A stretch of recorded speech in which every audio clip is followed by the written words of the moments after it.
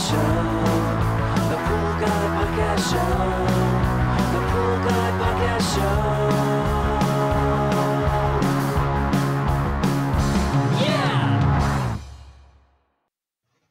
Hi, and welcome to this week's edition of the Pool Guy Show. Today I'm going to talk about all things sanitizer. Mainly I'll be focusing on the different types of chlorine that you can use in your pool. This week's podcast is brought to you by InyoPools.com. InyoPools has been helping pool owners find the right pool parts since 2001. With over 50,000 pool parts in stock, order online today and have the parts delivered right to your door. And this podcast is also brought to you by Riptide Pool Vacuum System. Riptide is a powerful vacuum system that gets large debris off the bottom of the pool rapidly. So if you do pool service or if you live in an area with a lot of debris in your pool, the Riptide would be a great choice for you. You can learn more about the Riptide at www.riptidevac.com. I also wanted to mention that I've been working on an app for your phone or device, and currently it's available on Google Play, and I'm having a little trouble getting it up on Apple. I've been talking to their support, but I hopefully will have it in the Apple App Store shortly. Hopefully by the time this podcast airs, I'll have it in there. If not, it'll be a following week. But if you go to my website, swimmingpoollearning.com, you go to the home page and you scroll down, you're going to see the link to install the app on your phone. So what's on the app is links to my website, to my YouTube videos, also to my blog and my podcast. And there's also helpful links to different calculators for your pool. There's a chemical dosage calculator link to the site, the pool calculator. There's also an LSI calculator from Pentair on there, a pool volume calculator, and other helpful resources and links there. And the reason why I created the application is so that everything is right there in the app itself, and you could just stay in the app and go find all the resources you need in one place right there from the app. So again, it's available on Google Play right now, and it's also available on the HTML5 site, and it's going to be going up also on Windows and Amazon, and again on Apple as soon as I get the issue resolved with Apple. But who doesn't have problems with Apple? So that's something that I'm dealing with right now, but the application is definitely available if you have the proper device for it, which would be an Android phone or an Android tablet. So check that out. Let me know what you think about the app. It's also absolutely free, 100% free. I decided to absorb all the costs of the app, which is really expensive to develop and actually to host every year on the different sites. But I feel that to charge 99 cents or $2 or $3 for the app would not be beneficial, just for the fact that I myself don't like really paying for apps, and I wanted to make this resource available to everyone who owns a pool or is thinking about doing pool service. That's why I made the app 100% free, and it's also ad-free. I don't have any ads in there. I could have sold ads, but I'd rather just have it as a pure 100% free resource, no ads, no fee to purchase the app. So that's available for you today. So again, you can get that at my website, swimmingpoollearning.com. It's on the homepage. Just click on that to download the app. So with that said, let me get to the subject at hand, which is the different sanitizers for your pool.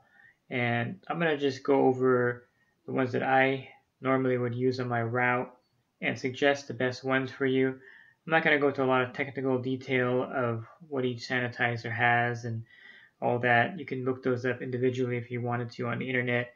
I'm just going to give you the basics behind each one, why I use them, why I don't recommend certain ones in certain cases, and cautions with each sanitizer. So the first one is liquid chlorine, and depending on your area, it could be really inexpensive, like Florida, and it's relatively expensive in California, but it's still the number one way to sanitize a pool.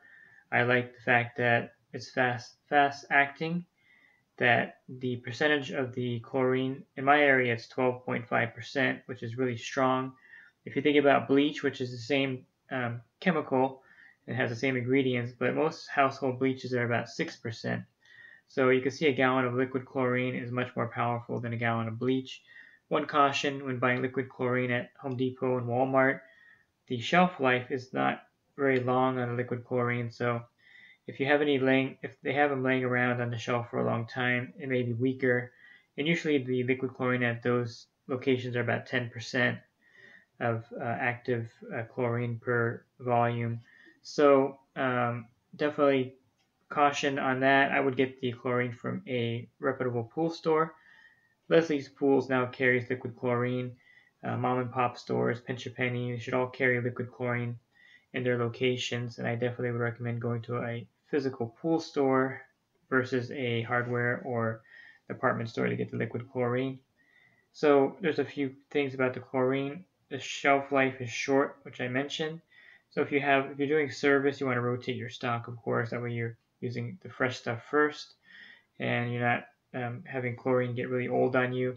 You want to store it out of the sun because the sun actually deteriorates it. Even though it's in a container, it will deteriorate the chlorine.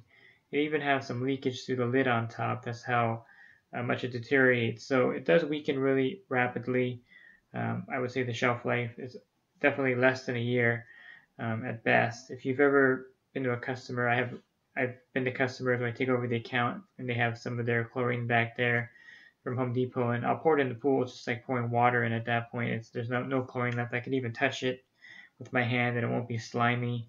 It'll just be like water. So, and if you have bleach in your house, you know the same thing happens with your bleach. If you leave it in your laundry room too long, it'll pretty much weaken and it won't be effective at all.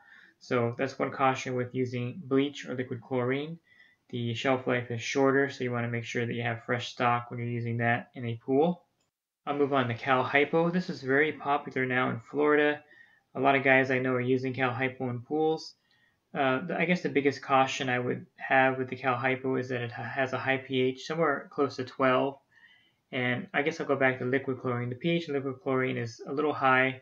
It's going to raise your pH slightly in the pool, but not dramatically. So the pH of liquid chlorine is not going to make any change to the pH much. It's actually the safest way to add chlorine to your pool is liquid chlorine. It really has very little side effects, so I really like it for that reason, and it's safe for all surface types. So Cal Hypo, again, it has a high pH of 12, and it does also raise the calcium hardness. Calcium hypochlorite is the actual, if I got that right, is the actual name of the product. We just call it Cal Hypo in the industry. And it comes in different percentages. Typically, you're going to get the 60 to 75%, depending on the bag. You'll see it on there marked how much percentage of chlorine is in there. There's no conditioner in there, which is good, no stabilizer. They are also starting to make or trying to make popular the Cal Hypo tablets, or like the trichlor tablets, but they're made of Cal Hypo. I'll talk more about trichlor a little bit later in this podcast. And when you introduce Cal Hypo to the pool water, it could make it cloudy. If you're going to introduce it to a vinyl liner above ground pool, I suggest mixing it in a bucket of water or pouring it directly in the skimmer. Since the pH is at 12, it's not going to do any damage at all to the equipment, and it's not going to do any damage to anything. So you can pour it directly in the skimmer. Just make sure you're running the pool the normal 8-hour cycle, or if you're doing a cleanup of some kind because of algae, run it as long as possible to circulate the Cal Hypo. But I put it in the skimmer all the time. I've called the manufacturer, I've talked to the chemists there and the engineers, and they say that the skimmer is perfectly fine for that, and it's not going to cause any problems with the pool. So Cal Hypo is good, but caution, high pH raises calcium hardness, and it could make the water cloudy. I would say if you can, stick with liquid chlorine. But if you want to use Cal Hypo, it's really not harmful. You have those things to make note of, though.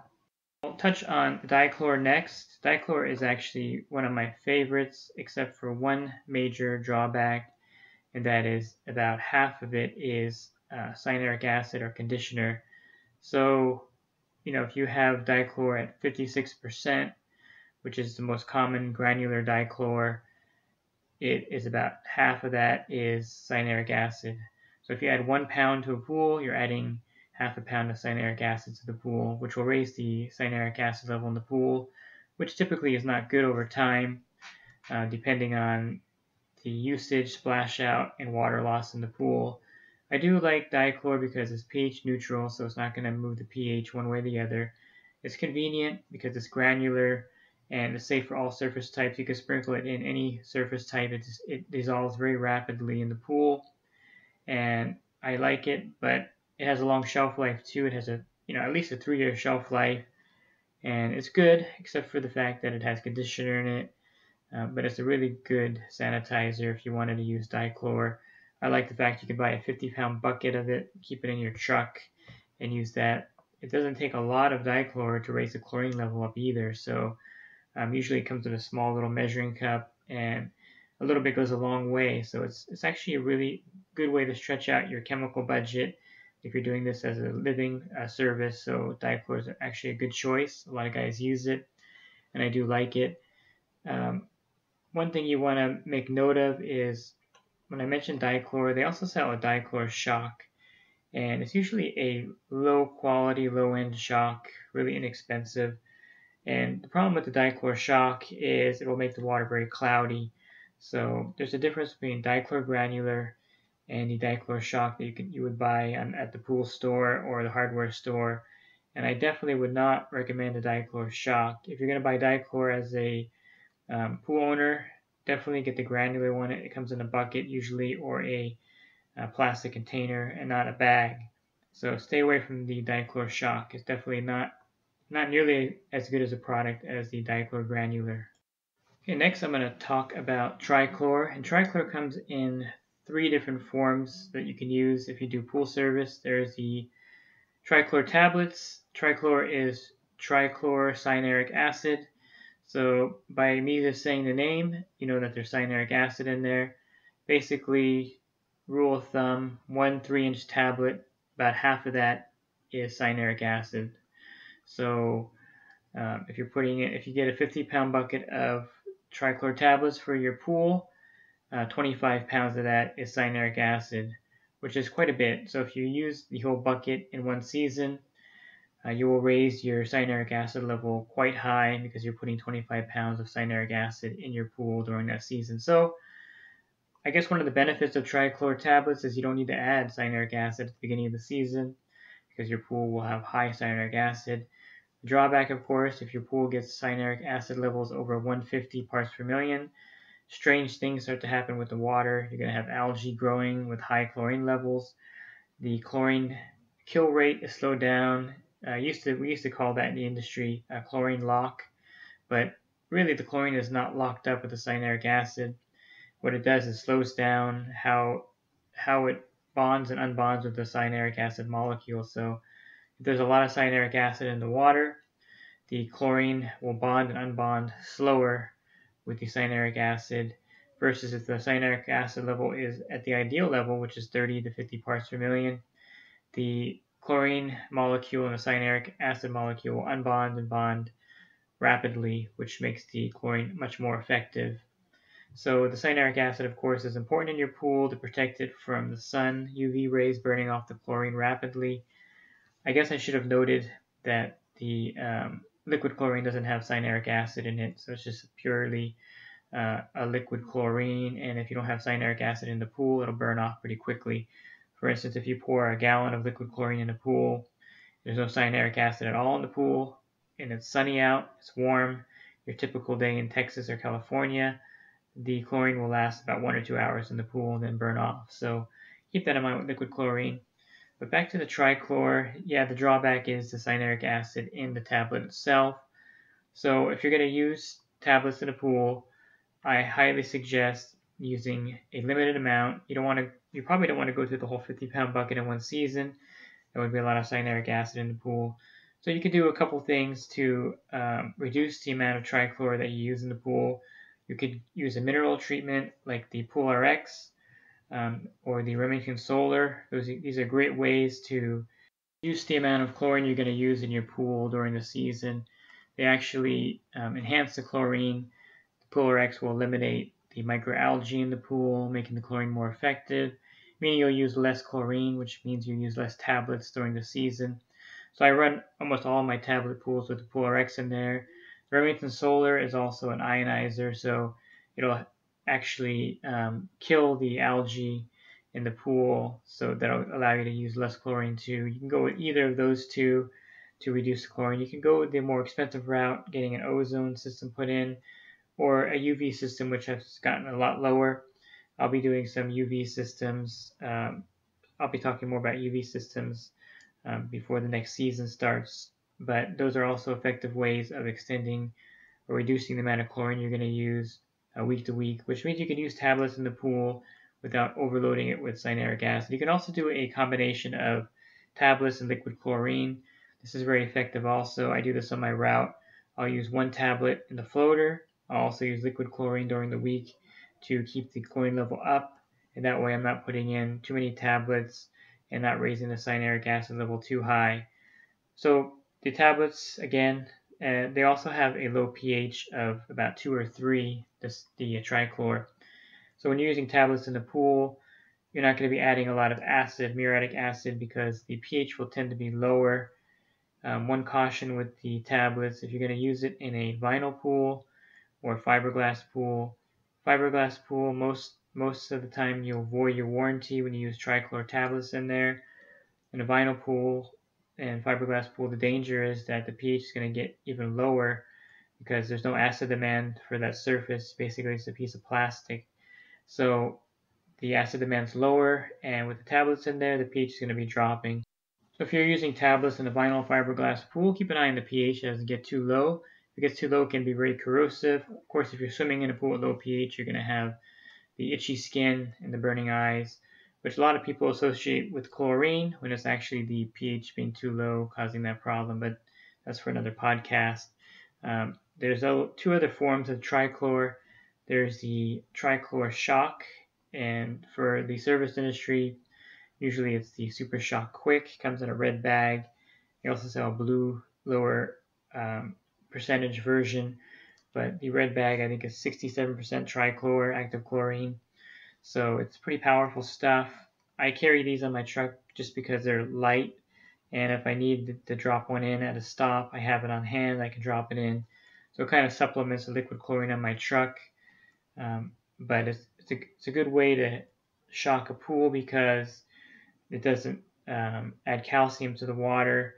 And even though the trichlor pH is low, the shock bag is so fine that the pH is not really lowered down as if the tablets are melting in there all week long. So you may get a slight drop in the pH, but it's not going to be a dramatic drop as if there's a tablet melting in the pool all week long. So the shock bags trichlor are a good alternative. They may sell them in your local pool store. Generally, you'll find Cal Hypo and dichlor only in a local pool store. A lot of them don't stock the trichlor shock because it really smells. It has a really strong chemical odor to it. Just imagine a bucket of tablets, the smell coming out of there when you open the lid. So imagine a tablet ground up into a fine powder, and that's the kind of odor you get with the trichlor shock. So it's a very, very strong chemical smell. And if you're going to use it in a small body of water like a spa or a water feature, it could be very hazardous because the fumes could be built up strong in a small little area. You never want to put the trichlor shock in a bucket of water like a trash can or a 5-gallon bucket because it'll just be way overpoweringly toxic. So don't do that with the trichlor shock. And the last form of trichlor is the granular form. And this is a greatly misunderstood form of trichlor. This is like 99% active chlorine. It's super powerful stuff. And the pH is, of course, low, 2 or 3, because they're just tablets ground up and not quite as fine as the trichlor shock. And one of the things you have to know about the granular trichlor is it can stain pool surfaces very easily. So you never want to use it in a vinyl or fiberglass pool. I use it for black algae, sometimes for a really bad green pool if I know that the plaster is white or the plaster is in bad shape. But I'll never put it in a brand new plaster pool. That's definitely a no-no. I'll never use it in a colored plaster pool unless the colored plaster pool is really old and it has, you can tell when a colored plaster pool is at the end of its life. You have a lot of modeling in there, different colorations, and it won't matter if certain areas are bleached out, but no colored plaster pools, definitely no new white plaster pools. And Pebble Tech, it just depends on how much of the trichlor you use, the color of the Pebble Tech. If it's a dark Pebble Tech or if it's like a blue colored Pebble Tech, definitely don't want to use it. And if the Pebble Tech is really old, it's pretty much fine in there. So kind of use caution, kind of use common sense when using the trichlor granular. If in doubt, don't use it in the pool. Never pour it into the skimmer, because the pH is so low on that. It's going to go through the equipment, through the pipes, through the heater. Could cause damage, especially if you pour it through the skimmer and you turn the pool off, or the pool turns off before it dissolves, and all that trichlor sitting in there in granular form, and the pH is really low, and it may even come out of the main drain and burn around the main drain area of the pool. So the only time you want to use the trichlor granular is if you've used it before, if you're experienced with it for black algae, maybe to shock a pool that has a really old plaster. But I definitely would recommend, if you're new to the business, new to the service, or a homeowner, that you just don't use the trichlor granular at all. It's just too dangerous. It has too many negative side effects with burning the plaster and staining the plaster. And the brand that I use is the Hasa Algae Ban. It comes in a 5-pound, typically 10-pound bucket is what I get. And again, I'll use this for black algae treatment or treating stubborn algae. And I know from experience which surfaces it's safe on. If you do use it, you want to sprinkle it in the pool so it doesn't pile up in any areas. I usually turn the pool off so that there's no cleaner moving in the pool. Of course, take out the automatic cleaner so it doesn't get damaged. And tell the homeowner that you put some really strong chlorine in the pool. They can't use the pool for a week, because with that, if you put 5 pounds of trichlor in a 15,000 gallon pool, the chlorine level is going to be extremely high. So keep that in mind. If you do use the trichlor granular, use it with a lot of caution. And if you're new to it, I would not use it at all, because you could damage the pool surface pretty easily. And then there are two that I never use on my route. One is lithium hypochlorite, and the other one is gas chlorine. So I don't use either of those. And the other type of sanitizer, I've done a couple podcasts on this already, which is the Saltwater Generator. This will actually produce the same element as liquid chlorine and put it in the pool for you. So Saltwater Generator is a great alternative to any of these chlorines I mentioned here. And you can pull up a couple of my older podcasts when I talk about saltwater pools and the saltwater system. So definitely would recommend a saltwater system if you don't like all the chemicals that I just talked about in this podcast. And then the non-chlorine shock, I hardly use that because, one, the price is super expensive. It's like $5 for a 1-pound bag, and I don't really want to buy a bucket of it. So I don't use the non-chlorine shock, mainly because of the price point. It's just not cost effective. And realistically, you could just raise the chlorine level up and have the same effect that non-chlorine shock would have in the pool, and for half the price. So I just don't use the non-chlorine shock on my route. So there's an overview of the different types of chlorine sanitizers that I use: liquid chlorine, cal hypo, dichlor, and the trichlor, and all the different forms of it that I use. And again, default liquid chlorine is the best. You're not going to have any issues with it. It's fast acting, it's safe for all pool surface types, doesn't have a lot of side effects. So liquid chlorine is excellent. I definitely would stick to that as my main sanitizer if you're doing pool service, or if you're a homeowner. Liquid chlorine or bleach would be my two choices for you as a sanitizer. If you need more information, you can go to my website, swimmingpoollearning.com. At the beginning of the podcast, I mentioned the app that I created. It's called Swimming Pool Learning. I probably forgot to mention the name of the app. And just get that at the Google Play Store, and hopefully eventually on the Apple Store also. And you can find more resources on my website, swimmingpoollearning.com. I have an ebook, I have a print book, and I have lots of resources on the website. If you do pool service for a living, you definitely want to check out my coaching site. That's on my homepage also. Click on that link, it'll take you there. I do one-on-one coaching at different levels, and there's a lot of great benefits by joining the coaching group, including discounts on liability insurance, a discount on the Riptide pool vacuum system, and the group chat that I have going there. Plus, you can text me and call me in real time, which is a great benefit if you're starting out in the business or just need more one-on-one help. So you can find more about that also on my website. Hope you found this podcast helpful. Have a great rest of your week, and God bless. The Pool Guy Podcast Show. The Pool Guy Podcast Show. The Pool Guy Podcast Show.